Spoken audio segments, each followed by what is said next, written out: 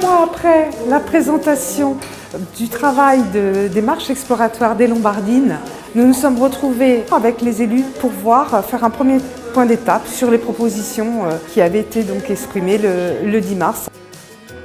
La meilleure façon de progresser, c'est d'utiliser l'espace public, c'est-à-dire de marcher en s'interrogeant.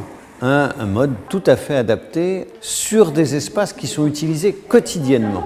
Pour continuer le travail avec les Lombardines, on a décidé de se mettre en trois sous-groupes. Où on peut vraiment travailler parce qu'on peut s'écouter, on peut parler. Et chaque groupe de 4 avait un sujet. Un groupe plus orienté sur l'urbanisme et sur les projets d'urbanisme.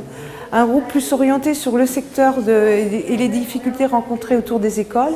Et puis un grand groupe aussi sur tout ce qui était signalétique dans le quartier. Donc les Lombardines ont pu travailler à la cyberbase avec l'aide d'Émilie et donc réaliser l'ensemble des panneaux que l'on voit derrière. Les propositions sont très concrètes, sont très précises, sont très adaptées aux différentes situations. Comme je dis souvent, il n'y a pas de vérité dans l'aménagement de l'espace public. Il y a différents points de vue. Donc ce qui a pu être réalisé dans les 3 mois concrètement, c'est tout ce qui relève de la signalétique, des panneaux de rue. Donc dans les mois qui viennent, on va continuer à travailler sur un certain nombre de sujets. Un gros travail au niveau de la sécurisation des entrées des écoles, la réalisation d'un panneau de bienvenue dans le quartier.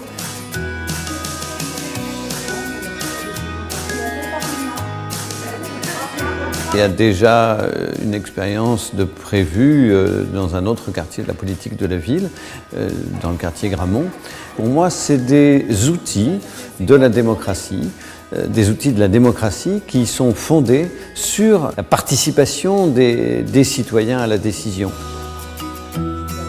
Les Lombardines, elles ont été comme des stagiaires dans une entreprise et elles ont aussi découvert tous les métiers qui tournent autour des aménagements urbains, qui est de la participation, mais dans le sens immersion totale et prise en main vraiment des projets, implication totale dans le processus.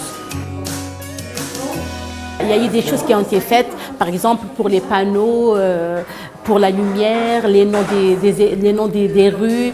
Donc cette expérience, elle a continué humainement à être très intéressante pour les uns comme pour les autres. C'est vrai que quand les techniciens se sentent aussi proches de la demande, de la commande et du besoin de terrain, ils ont aussi envie d'y répondre davantage et plus rapidement. Normalement, on est parti pour voir là où ils ont fait les plaques et tout, on a vu beaucoup de choses. J'ai appris des tas de choses et j'aimerais bien que ça va avancer, qu'on va faire des tas de choses encore plus que ça. Je commence à découvrir mes voisines, que je les vois juste par le balcon et maintenant je suis avec eux, comme Daniel.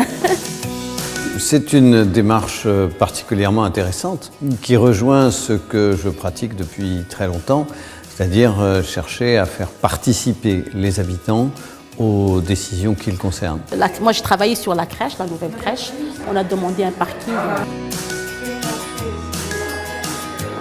Moi, avant, je ne venais pas à l'Ariège, mais avec le travail qu'on a fait, j'ai eu des relations avec mes voisines, c'est mes voisines.